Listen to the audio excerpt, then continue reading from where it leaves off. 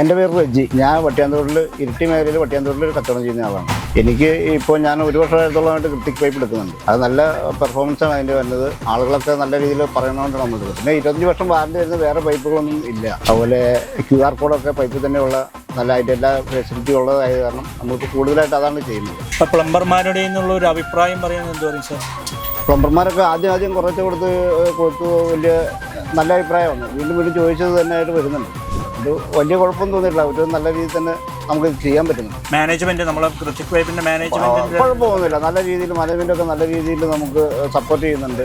അതിൻ്റെ ഡെമോ ഒക്കെ കൊണ്ട് നമ്മൾ കാണിച്ചു തന്നു, പ്ലംബർമാരെ കാണിച്ചു. അതുപോലെ സാധനങ്ങളൊക്കെ ആണെങ്കിലും വേഗം നമുക്ക് എത്തിച്ചു തരുന്നുണ്ട്. നമ്മുടെ ഓർഡറിനനുസരിച്ച് നമുക്ക് സാധനങ്ങൾ കിട്ടുന്നുണ്ട് കൃത്യമായിട്ട്. കമ്പനിയുടെ ഭാഗത്ത് നല്ല സപ്പോർട്ടാണ്.